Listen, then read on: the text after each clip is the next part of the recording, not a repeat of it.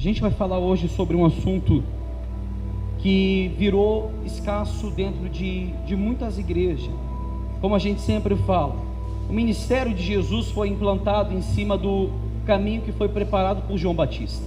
E João Batista, quando ele prepara o caminho, qual é a pregação que João Batista ele prega? A primeira, alguém sabe?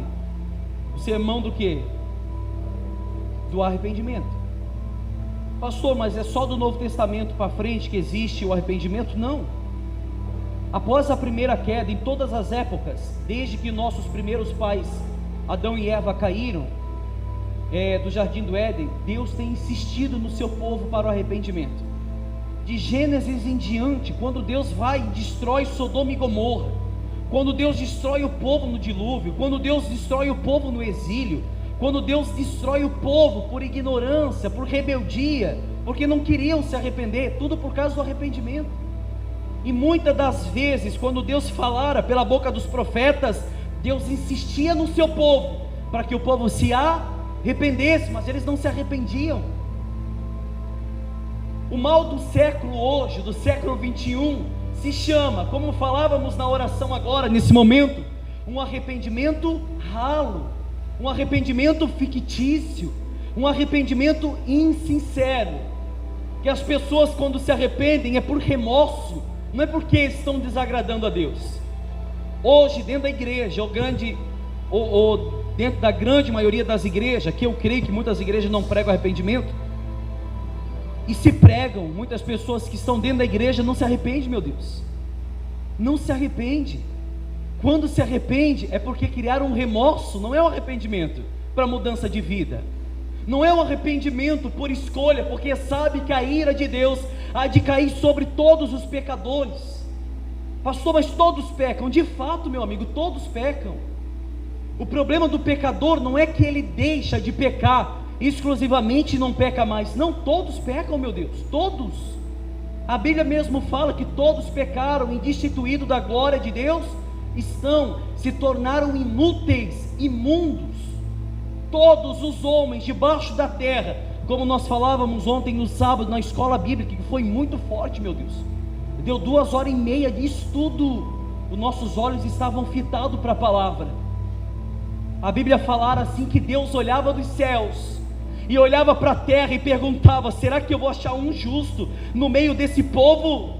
Será que eu vou achar uma pessoa que de fato e de verdade possa se considerar justa, possa se considerar uma pessoa salva, uma pessoa santa, separada? Não tinha. Por isso que ele falava: não há um justo sequer, não há um sequer.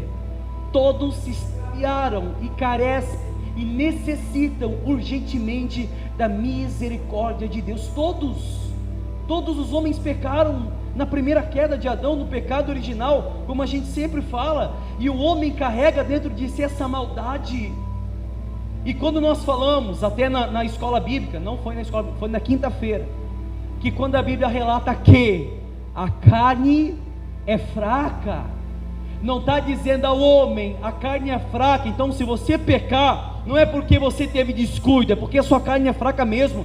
Não, pessoal, quando a Bíblia diz que a carne é fraca, é um alerta, está te alertando, falando: a carne é fraca, cuidado, não caia. Se você alimentar a sua carne, você vai cair. Se eu alimento a minha carne, o espírito fica sufocado, sem vida. Impossível que um homem regenerado pode dar ocasião à carne, não tem como, meu Deus. Se nós somos santificados na verdade, como diz em João 17:17, santifica-nos na verdade, porque a tua palavra é a verdade. Temos que ser santificados na palavra, pela palavra e através da palavra, somente por ela. O homem não pode ser regenerado por si mesmo. O Espírito Santo convence o homem do pecado, da justiça e do juízo. É o Espírito Santo. E desde o primeiro momento em que Adão e Eva caem por desobediência, foram desobedientes, saíram do jardim do Éden, começaram a sofrer as consequências da desobediência, começaram a pagar o preço. Porém, depois dali, o próprio Deus, o Cristo que estava juntamente com ele, insistiram no arrependimento. Os obreiros podem sentar também, por gentileza. insistiram no arrependimento. Se você olhar, não precisa abrir a Bíblia, que não é essa passagem que eu vou pedir para você abrir. Jó, quando ele cai, digamos, entre aspas, que ele caiu, sofreu as consequências da ferida na carne, perdeu tudo. Jó fala assim: antes eu só ouvia falar de ti, agora os meus olhos podem te contemplar. Por isso me abomino e me arrependo no pó e na cinza. Jó, quando ele começa a contemplar a majestade de Deus na vida dele, quando Jó apenas não ficou só ouvindo falar de Deus, a Bíblia diz que quando ele vê a glória de Deus na vida dele, ele diz que a vida dele, a carne dele, começou a se voltar para o pó, para a cinza. Aí ele começou a se abominar pelos arrependimentos, pelos pecados que ele cometera, e começou a se arrepender constantemente, porque ele viu a glória de Deus na vida dele, meu Deus. Ele começou a enxergar Deus. E se a gente vê sobre a vigência da lei, quando Davi peca também, você pode abrir a Bíblia em Salmos 32:1. Salmos 32:1. Davi, ele se martiriza por isso, pelo pecado cometido com Betseba. Olha o cabeçalho. Salmos capítulo 32 diz assim, versículo 1: bem-aventurado, ou mais que feliz, aquele cuja iniquidade é o que? É perdoada, cujo pecado é coberto. Bem-aventurado o homem a quem o Senhor não atribui iniquidade. Enquanto, versículo 3, essa é a parte principal do versículo: enquanto calei os meus pecados, envelheceram os meus ossos pelos meus constantes gemidos todo dia, porque a tua mão pesava dia e noite sobre mim, e o meu vigor se tornou em sequidão e estio. Confessei-te o meu pecado e a minha iniquidade não mais ocultei. Disse: confessarei ao Senhor as minhas transgressões, e tu perdoastes a iniquidade do meu. Olha o que Davi fala aqui, olha como é forte isso. Davi estava sobre a vigência da lei, ele estava sobre o poder da lei.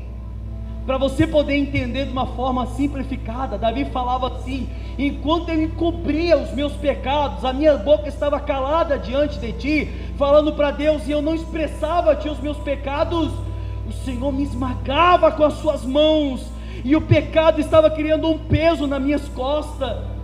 Enquanto ele estava calado, ele não confessava os seus pecados a Deus. O pecado estava oculto, o pecado estava restringindo a oração dele a Deus, mas ele estava acolhendo por aquilo, porque a mão de Deus estava pesando.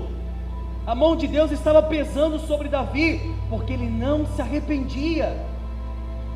É muita gente dentro da igreja, peca, criou remorso, mas continua no pecado. Isso não é arrependimento sincero. A pessoa não se converteu, ela se convenceu. E quando Davi fala assim, porque a tua mão pesava de dia e de noite em mim, e o meu vigor se tornou em sequidão e estio. Confessei-te o meu pecado e a minha iniquidade não mais ocultei. Disse: confessarei ao Senhor as minhas transgressões, e tu perdoastes a iniquidade do meu. Por que Deus perdoou?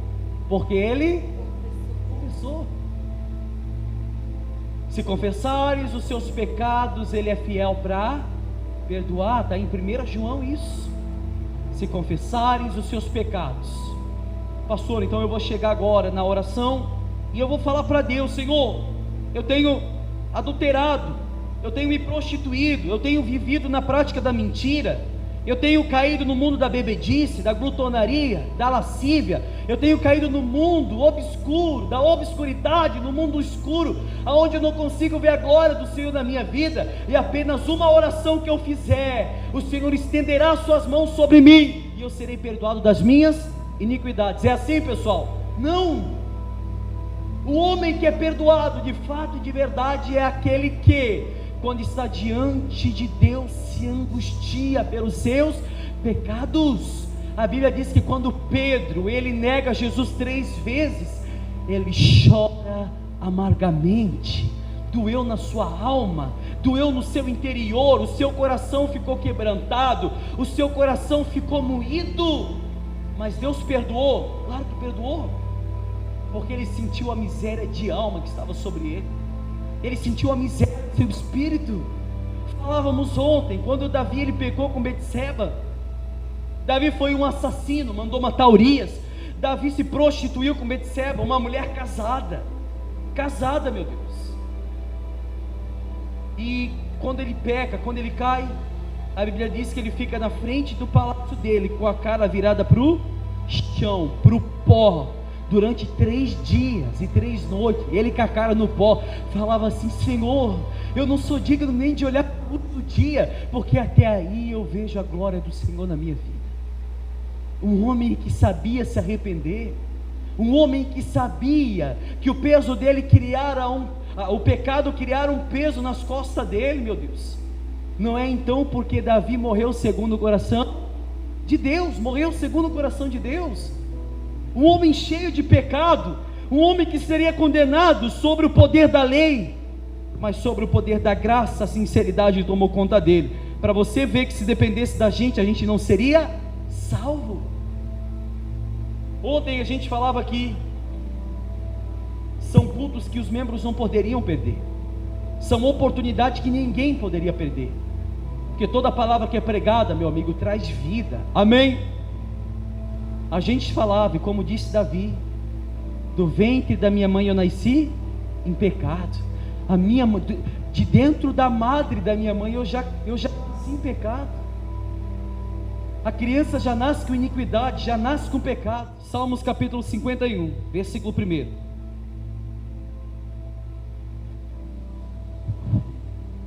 Olha só o que ele fala aqui.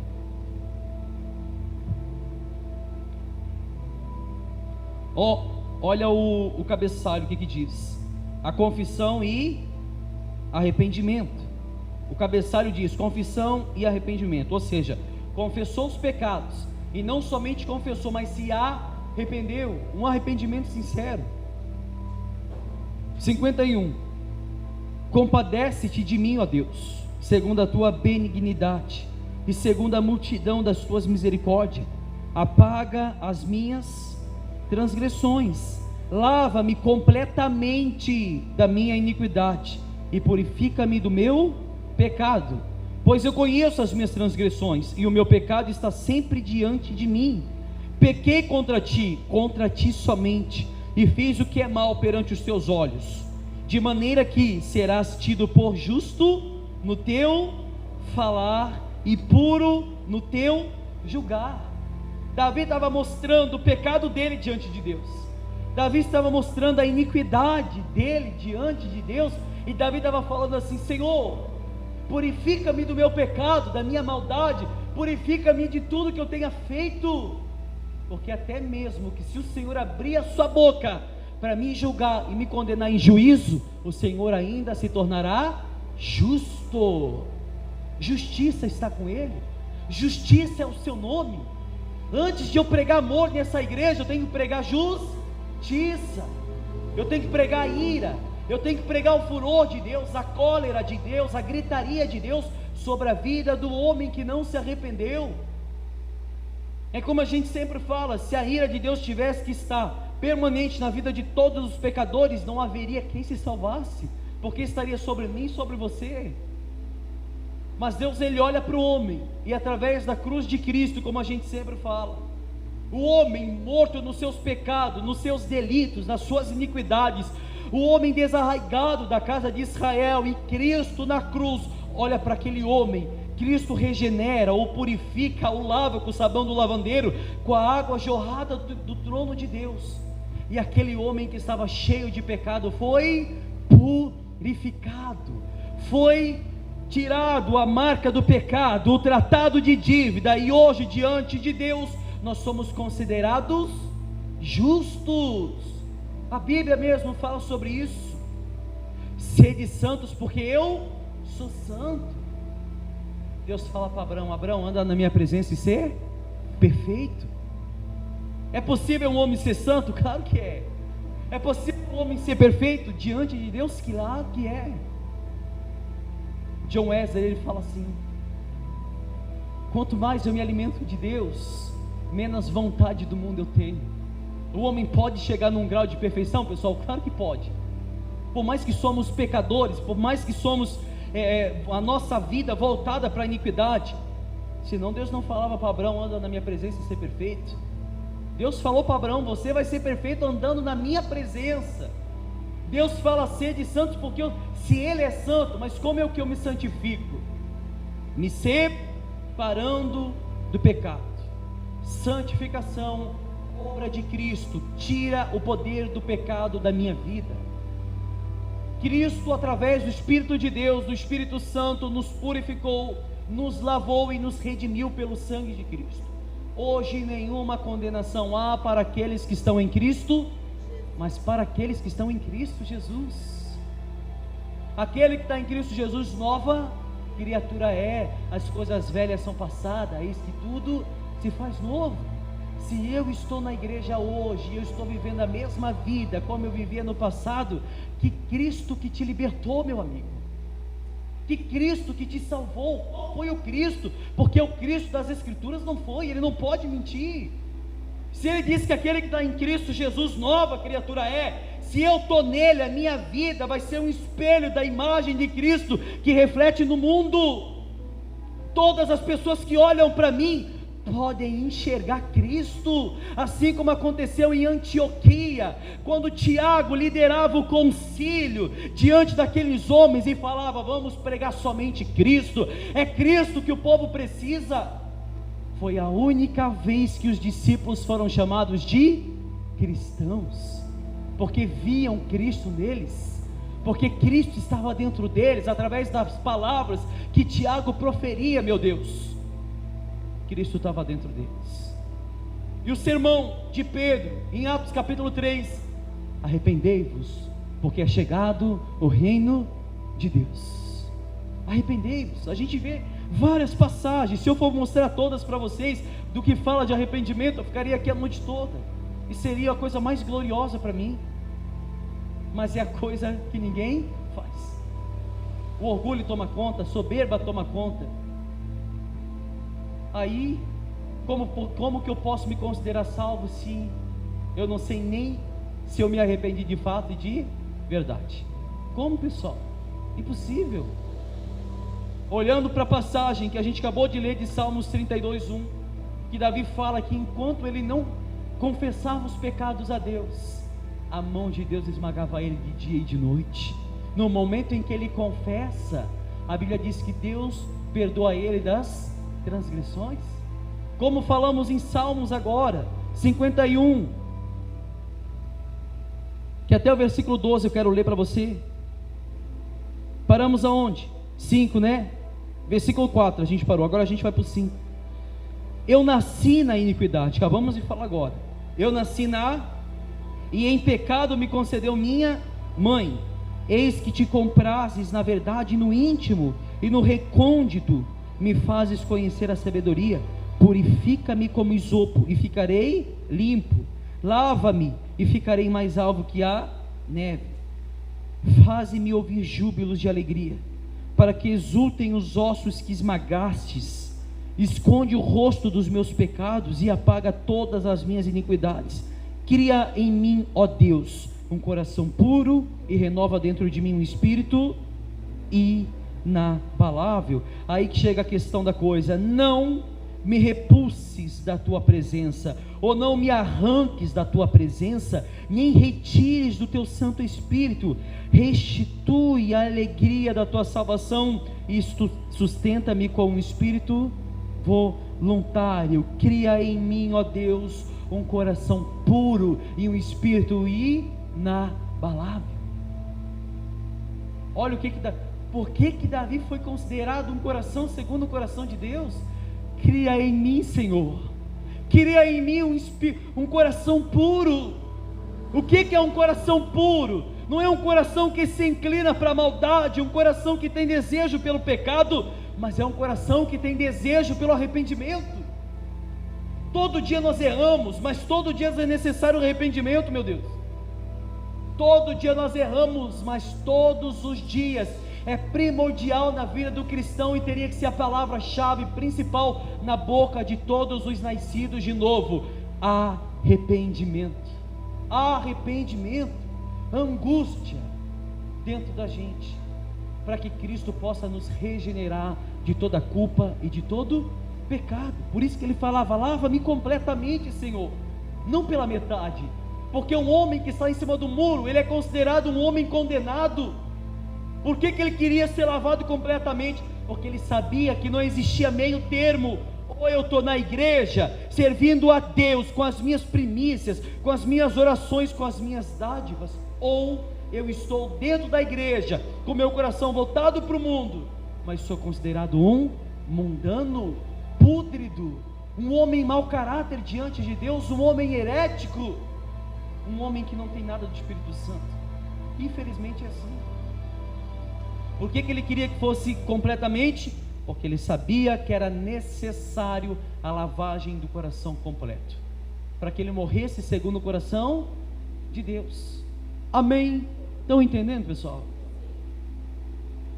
E como eu falei sobre João Batista, o primeiro profeta, após o período, ou após os 400 anos do silêncio de Deus, Deus fica 400 anos, de Malaquias até Mateus, 400 anos sem falar com o povo, que é conhecido como o período interbíblico, ou período intertestamentário. Nesse tempo Deus não fala com ninguém, não tem nenhuma história que fala isso, mas depois de 400 anos, Deus manda João Batista preparar o caminho tortuoso, na pregação do arrependimento: arrependei-vos, porque está próximo o reino dos céus, porque é o referido e instituído pelo profeta Isaías, está escrito em Mateus capítulo 3, versículo 2, o caminho foi preparado, mas o caminho do arrependimento, você pode ver que quando Jesus vai pregar, Jesus fala para os fariseus assim: vocês não entram e não deixam que outros entram, vocês não vão entrar, e com isso vocês impedem que outros também entrem. Quem que são essas pessoas? Pessoas que proferam Cristo da boca para fora, mas Cristo não está no coração. Pessoas que dizem crer em Cristo, mas o coração não demonstra isso, as suas atitudes não demonstram, as suas obras não demonstram. Pessoas que dizem acreditar em Cristo, mas é um Cristo ilusionário, um Cristo que aceita tudo e todos, um Cristo que passa a mão na cabeça do pecador. É esse o Cristo que o mundo aceita, é esse o Cristo que o mundo conhece. Mas Deus e o Cristo que eu conheço é o Cristo que há de se irar no último dia contra todo o homem do pecado, contra todo o anticristo. Não acha você, engana-se você, que anticristo, meu amigo, é conhecido o homem que há de se revelar no último dia, que irá unir as nações, que tirar o povo da fome. Sabe quem são os anticristos? A Bíblia diz que todos aqueles que não fazem a vontade do Pai são considerados como anticristo. Se você não faz a vontade do Pai, você é um anticristo. Se você não faz a vontade dele, você não serve para servir a ele, porque Jesus mesmo falou: eu vim para fazer a vontade do meu Pai, eu não vim para ser servido, mas eu vim para servir. E o homem da igreja quer ser servido, meu Deus. A igreja de Cristo está aqui para o membro servir a Deus, e não Deus servir o membro. Por isso que eu sempre falo que Deus não é o nosso garçom, Ele não nos deve favor, sim ou não? Deus não nos deve favor, Deus não tem que fazer nada para você, simplesmente você, já pelo fato de estar aqui, deveria vir de casa de joelho para a igreja, porque Ele foi misericordioso com você. Ele mesmo falou na palavra dele: foi Ele que te escolheu. Não cria orgulho por si mesmo, de dizer eu estou na igreja hoje porque eu estava padecendo, e eu fui para a igreja e Deus me aceitou. Não foi vós que me escolhestes, mas eu escolhi a vós. Eu não rogo pelo mundo inteiro, somente por aquele que o Pai me deu, somente por aqueles que Deus destinou à salvação. Deus predestinou a salvação. Leia João capítulo 17, que fala sobre a oração sacerdotal de Cristo, que Ele ora pelo povo e pelos discípulos. Senhor, eu vou rogar somente por aqueles que o Senhor me deu, não pelo mundo inteiro. Então, se você está aqui, meu amigo, não é por mérito seu, não. Você não está aqui porque Deus achou graça aos seus olhos e disse: esse aqui é bonzinho, então vou trazer para a igreja. Sabe por que a gente está aqui? Para mostrar o quanto a gente é miserável, para mostrar o quanto a gente é desgraçado. Pastor, que palavra forte. Mas é isso que ele fala em Apocalipse. Tu tem nome que vive, mas estás morto, e não sabe você que você é um desgraçado, um pobre e um nu. Imagina Deus falando isso para a igreja. Era isso que ele estava falando para o povo da igreja, meu Deus. Você tem nome que vive, mas você está morto. Confirma para os que estavam para morrer. Aí Deus fala para o outro pastor: você acha que você é pobre, né? Mas você é muito mais rico do que você pode imaginar. Você tem o Espírito Santo, você tem Deus dentro de você.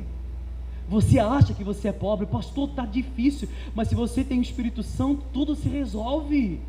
Nós somos chamados para padecer por Ele, independente da situação que a gente vai enfrentar. O cristão martirizado do passado, ele sabia que quando estava em direção ao caminho do matadouro, ele poderia contemplar a glória de Deus na vida dele. E o homem de hoje em dia, meu Deus, ele não sabe o que é martírio, ele não sabe o que é o homem morrer por Cristo, não sabe, ele não sabe.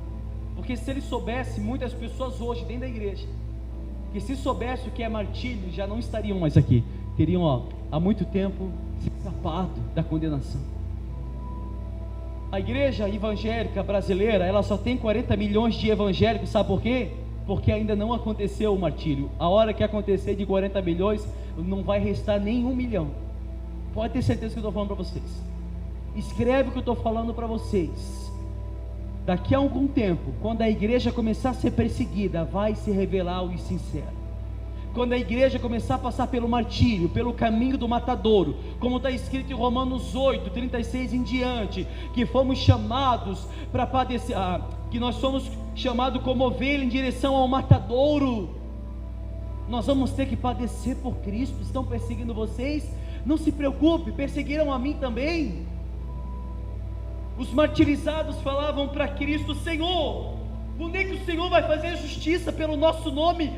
Jesus falou: calma, calma, tem muitos ainda que vão padecer martírio lá embaixo, tem muitos ainda que vão padecer ainda perseguição, vão ser mortos à espada.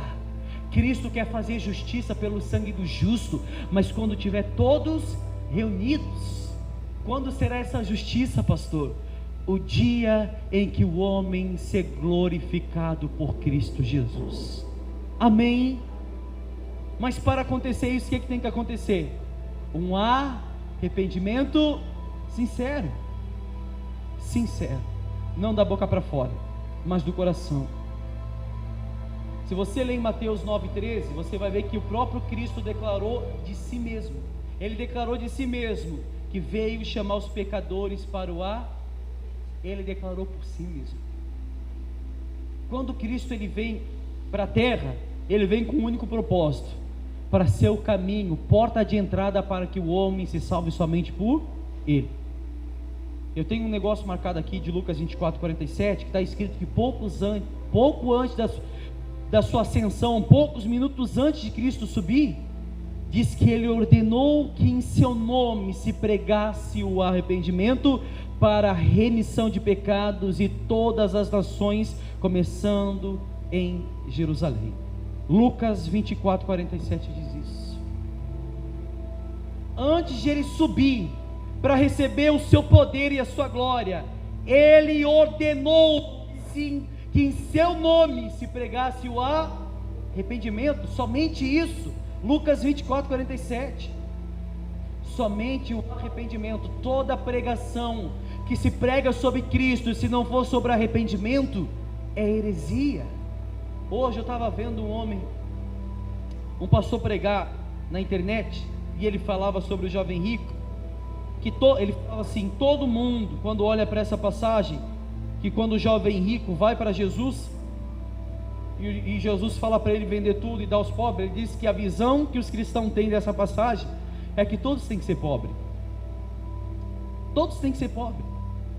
E ele pregava em cima do altar: não é isso que Deus quer para você, Deus quer que você seja muito rico. Aí ele usa, olha a heresia tamanha que ele fala. Sabe por que ele diz isso? Porque ele diz que quando Jesus olhou para o jovem rico, a Bíblia diz que Jesus, quando olhou para o jovem rico, o amou. Aí ele disse que Cristo amou ele. Cristo queria que ele fosse muito rico. Nada a ver, meu Deus, nada a ver. Mas tem pessoas que aplaudem. Prega sobre arrependimento, prega sobre ira, prega sobre condenação, prega sobre martírio, prega que Cristo vai esmagar sim o pecador no último dia como se pisa na uva, não tem quem escape da mão dele. Horrenda coisa é cair na mão do Deus Todo-Poderoso. Cristo vai fazer isso.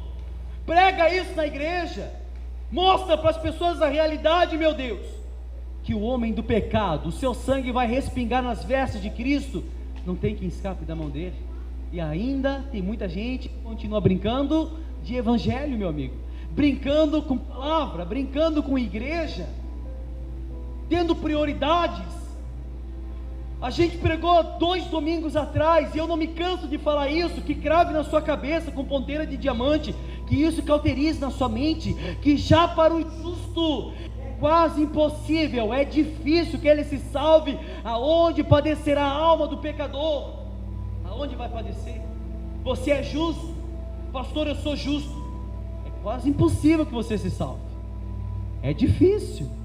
Você acha que é fácil ser salvo? Não é fácil não, porque o reino dos céus é tomado por esforços, por violência, mortificação da carne, desejo pelo Espírito, e a carne odeia isso. Paul Washer fala a seguinte frase: tudo aquilo que a minha carne odeia, é isso que eu vou fazer, porque se a carne odeia, é o que traz benefício para o Espírito. Você odeia orar quando está cansado, então ore quando está cansado. Você odeia ler a Bíblia, pastor, eu estou cansado, então leia a Bíblia, até você se tornar amigo íntimo. Foi isso que ele falou para Moisés: a todos eu falo por palavra, mas para o Moisés eu falo face a face. Deus chamou Moisés de amigo, porque Moisés queria ver a glória de Deus. Revela-te a mim, Senhor, revela-te a mim, mostre a minha grandeza do Senhor. Moisés queria ver Deus. Quantas pessoas aqui não pedem para Deus se manifestar na sua vida, chegam cansadas no culto, cheio de ira, cheio de pecado, cheio de contenda, cheio de divisão, meu Deus, e querem receber o que de Cristo? Não vai dar nada não, Deus não vai dar nada não. Os homens do passado que receberam a devida graça de Deus, foi porque receberam no altar, no Evangelho, na caminhada de fé com Cristo. João Batista, quando pregava, ele no deserto se alimentava de gafanhoto e mel silvestre. Os pregadores de hoje em dia querem receber, de graça recebesses, de graça dai. Paulo mesmo falou: eu trabalho para que não seja pesado para ninguém, e que não seja pedra de tropeço para ninguém. Paulo fazia tenda. Por isso que eu digo, se eu nessa igreja recebesse salário, meu amigo, eu estaria fazendo o quê?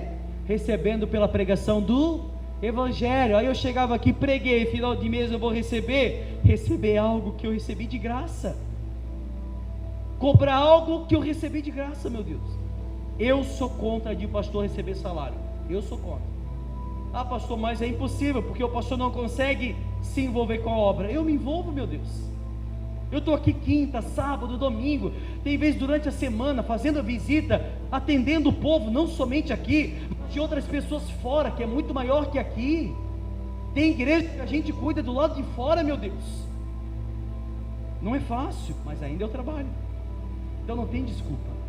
Você está cansado? Então imagina eu, mas eu estou aqui, amém? Isso para mim é o meu prazer, eu amo isso. Como disse Davi, eu amo a tua lei, nela medito o meu coração de dia e de noite. Eu amo a tua lei, Senhor. Por isso que ele disse que ele pegou as palavras e comeu. Peguei as tuas palavras e as comi, porque ele sentia desejo pela palavra de Deus. E a gente, infelizmente, não não estamos tendo mais desejo pela palavra. O problema da igreja de hoje em dia, sabe o que é? Posso ser sincero? Posso mesmo? Isso me entristece que eu vou falar agora, mas é a verdade. A igreja de hoje em dia ela é assim: tem culto domingo, vou para a igreja no domingo porque já criou uma rotina para ela. Tem gente que vem para a igreja, sabe por quê? Porque ela quer continuar nisso, ela não quer sair desse caminho. Aí nós fizemos algo diferente, como quinta-feira, o estudo é um estudo aprofundado, é só palavra, um estudo, só os obreiros e alguns membros, 2 ou 3 membros. Chega sábado que nós passamos estudo na escola bíblica. Meu amigo, olha, sinceramente, o povo não quer estudo, o povo quer carregar nas suas costas uma religião. E não vem me dizer que, eu sei que tem muita gente que trabalha, e sei disso, e é justo que você trabalhe, mas eu sei que muita gente não vem, sabe por quê? Prefere ficar em casa assistindo uma televisão, prefere ficar jogando conversa fora, não tem prazer pela lei de Deus, não tem prazer. E eu não tenho medo de falar isso, meu amigo, porque se o reino dos céus é tomado por esforços, não é de qualquer jeito que você vai ser salvo, não é de qualquer maneira. Como é que você vai evangelizar alguém lá fora, se você não conhece nada de Bíblia? Oportunidade vocês estão tendo, mas o povo não agarra, o povo não quer. Se fosse um pastor que chegava aqui, pessoal, essa uva aqui eu vou consagrar agora, amém? E essa uva aqui, você vai levar para casa, e você vai jogar no seu terreno, e aonde cai essa uva aqui, Deus vai, todo mundo pega, todo mundo quer, e mais, só que pessoal, eu vou passar essa uva, mas junto eu vou passar um envelopinho, é ou não é? O povo pega, meu Deus. Quando se fala de Bíblia, de estudo, de teologia, estudo de Deus, de cristologia, estudo de Cristo, de pneumatologia, estudo do Espírito Santo, de soteriologia, estudo da salvação, ninguém quer. O povo não quer estudo, o povo está inchado de informação, o povo quer carregar nas suas costas apenas uma religião, e acabou. É isso que eu vejo da nossa igreja, da minha igreja. A Bíblia diz que o bom pastor dá vida pelas suas ovelhas, e eu vejo que as minhas ovelhas não quer se alimentar do pasto que o pastor tem para dar, não quer. Mas aquilo que é heresia o povo quer. Igreja herética assim, lota de pessoas. Mas igreja bíblica, infelizmente é assim, amém? Me desculpe por falar isso, mas é a realidade, me perdoe de coração mesmo, mas se eu estou falando isso é porque eu sei que daqui a 90 anos, muitas pessoas aqui estarão gritando no inferno. Eu sei que daqui a algum tempo eu estarei fazendo velório para pessoas que estarão dentro daquele túmulo, a carne, o corpo dentro daquele túmulo, e terá gente chorando, Deus, receba ele nos seus braços. Estão muito enganados, receba nos braços, estão muito enganados. Pastor, mas aí, então me mostra onde que eu estou errando na palavra. Muitos virão do Oriente, do Ocidente, sentar em uma mesa com Abraão, com Isaac e Jacó, e tomarão o lugar dos escolhidos, e os filhos do reino, os filhos da luz serão lançados no lago que arde com fogo e enxofre, ali aonde haverá choro e ranger de dentes. Tem muita gente, quando eu estiver de frente com o túmulo dela, dentro de um funebre, dentro de uma casa mortuária, a gente estaremos dando uma palavra de fé para o povo. Aquela pessoa já está sendo condenada há muito tempo, já foi para juízo, já foi condenada. Se foi para o Hades, já está sofrendo. Se foi para o Tártaro, já está padecendo. E não tem mais quem te tire de lá. A oportunidade é agora, meu amigo, é hoje, não é amanhã. E o povo não aceita essa oportunidade, porque a Bíblia mesmo diz: vós estáis limpos pela palavra que eu vos tenho pregado. Vós estáis limpos pela palavra que eu vos tenho pregado. Falamos como Isaías. Quem que deu crédito à nossa pregação? A quem se manifestou o braço forte do Senhor? A quem? Prova você mesmo, prova a sua fé. prova para ver se você está na fé ou não. Amém? E também no livro de Atos 20, 21, os apóstolos da mesma forma, quando eles começam a pregação do evangelho, eles ensinaram a mesma doutrina, testificando tanto aos judeus, também aos gregos, sobre a doutrina do arrependimento por Cristo Jesus nosso Senhor. A Bíblia de capa a capa, ela prega sobre arrependimento. A Bíblia de capa a capa, ela mostra um arrependimento sincero, mas também mostra aqueles que não se arrependeram verdadeiramente. É como está em Jeremias capítulo 3. Abra rapidinho para a gente poder já cear, pessoal. John Wesley falou assim, na sua escola metodista, falou para os rapazes que estavam se formando pastores: na pregação de vocês, ou as pessoas vão se converter, ou as pessoas vão ficar como uma fera diante de vocês. Ou elas vão se converter, ou elas vão se enraivar de tal maneira que vão odiar vocês. Aí ele pergunta para um: vem cá, na sua pregação alguém se converteu? Eu acho que não. Mas alguém ficou furioso? Também não. Estava tudo tranquilo. Então você não serve para ser pastor.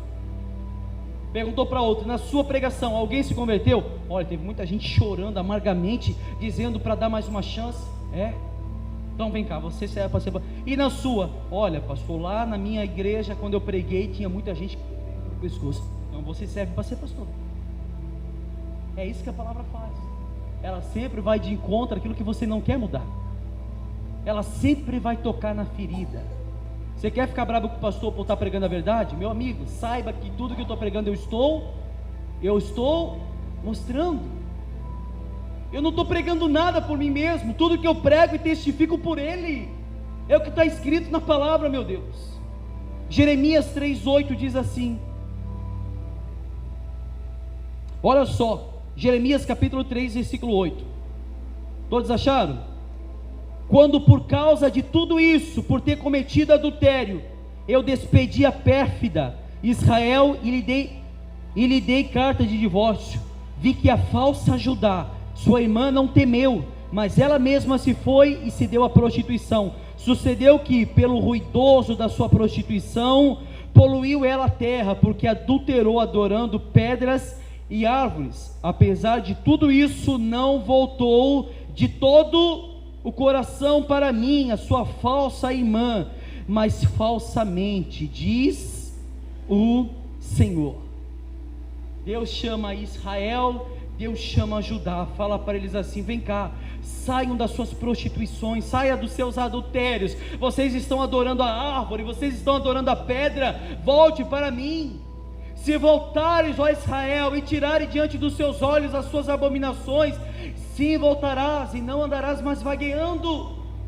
A Bíblia diz que eles não quiseram, mas um voltou, porém voltou falsamente. Um arrependimento insincero, um arrependimento da boca para fora. Eles falavam: Jeremias, nós vamos voltar. Jeremias, fala para Deus que nós estamos em prontidão. Voltavam da boca para fora, mas no amanhã faziam tudo novamente, tudo errado, praticavam os mesmos pecados, tudo que desagradava a Deus, tudo, meu Deus.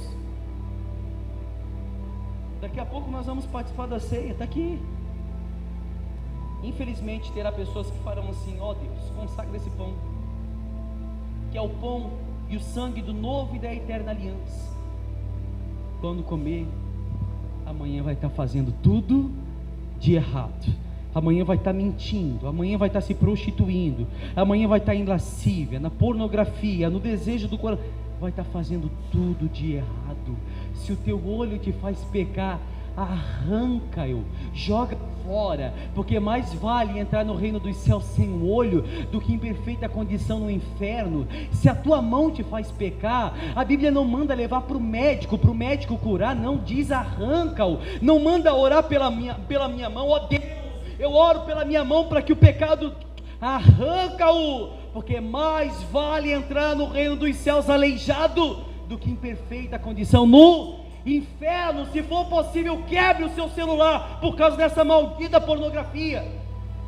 Se for possível, meu amigo, deita longe de quem você não é casado, porque o dia em que Cristo voltar para buscar sua igreja, não tem quem te livre de lá do dia do juízo. A própria palavra de Deus fala isso. Faça isso enquanto é tempo, porque haverá um tempo que não vai ter mais tempo. O que é sua vida, ó homem? A não ser um vapor que logo aparece, depois some. E ao homem está direito morrer uma única vez, depois disso vindo o juízo. O homem vai morrer, vai ser condenado. O homem vai morrer, estará diante do tribunal de Deus para serem julgados. E quando serem julgados, Cristo vai olhar para vocês, para o Hades, para o inferno, porque eu não conheço vocês. Eu não conheço vocês. A Bíblia diz que irmão de Jesus, ou filho de Jesus, ou família de Jesus, é todo aquele que faz a vontade do Pai. Você faz a vontade do Pai? Faço, pastor. Mas o que é fazer a vontade do Pai para você? É apenas estar aqui ouvindo essa palavra? Na hora você está com raiva, está com remorso do pastor, ou até a palavra está entrando, mas vai deixar que as aves dos céus arranquem a semente que foi plantada? Vai deixar as sementes cair no meio de pedras e ser sufocada pelos espinhos? Não, pastor, eu vou cegar em boa terra, para que ela cresça e dê muito fruto. A partir de hoje eu quero ser conhecido como um homem de Deus. A partir de hoje eu quero ser conhecido como uma mulher de Deus. Aonde eu andar, aonde eu pisar, todos vão ver Deus na minha vida. Amém? Todos vão ver Cristo resplandecendo no meu rosto. Todos. Tem pessoas aqui que ninguém lá fora pede conselho para você. Sabe por quê? Porque não vê testemunho. Tem pessoas aqui que ninguém chega para você para expor os seus problemas. Não. Como é que eu vou falar se a pessoa é pior que eu? Infelizmente tem sido assim dentro de muitas igrejas. Amém? Tinha mais coisa para passar, mas não vai dar tempo. Mas eu digo para vocês, os dias, como diz a palavra de Deus, os dias são maus. Os dias estão se caminhando a cada dia que passa, a passos largos em direção ao inferno. A Bíblia diz que o mundo jaz no maligno. A cada dia que passa, a Bíblia diz assim, que por causa dos escolhidos, os dias foram abreviados, porque se esses dias não fossem abreviados, até os escolhidos se perderia por causa do pecado. Ou seja, o dia está passando rápido. Mas por que está passando rápido? Porque Cristo está à porta, daqui a pouco Ele volta. Pode demorar um dia, uma hora, daqui um ano, eu não sei, mas Ele há de voltar. E quando Ele voltar e se pegar você dormindo, meu amigo, você vai ser como aquelas virgens loucas. Dai-me um pouco do azeite, dai-me um pouco do azeite na minha botija, que falte para nós. As virgens prudentes, não, vai ao mercado, vai procurar, porque nós seguramos esse azeite, nós cuidamos desse azeite para que não nos falte no último dia. E o noivo chamava, e as 5 que estavam preparadas entrou na porta formosa, e as outras 5 batiam: abre-nos. Eu não te conheço, eu não te conheço. Duro vai ser o dia que Jesus olhar para o rosto de muitas pessoas aqui dentro e falar: eu não te conheço. Imagina um pai para um filho. O filho, talvez o pai fez algo para o filho fez algo para o pai. O pai olha para o filho: eu não te conheço, você não é meu filho não. Dói ou não dói? Agora imagina Deus no último dia: eu não te conheço. Meu amigo, que Ele ache graça aos meus olhos, que eu possa ser achado nele, que Ele possa ter misericórdia da minha alma. Pobre pecador que sou, miserável homem que sou. Todo dia eu quero buscar mais dele, todo dia, que Ele se manifeste na minha vida, para que eu possa revelar o Cristo das Escrituras, para que o homem do pecado se converta em tempo oportuno, no momento certo, para que Cristo possa achar graça aos seus olhos também. Amém? É essa palavra que eu tenho para deixar para vocês. Vamos ficar de pé, pessoal? Aplauda Jesus bem forte, que Ele merece.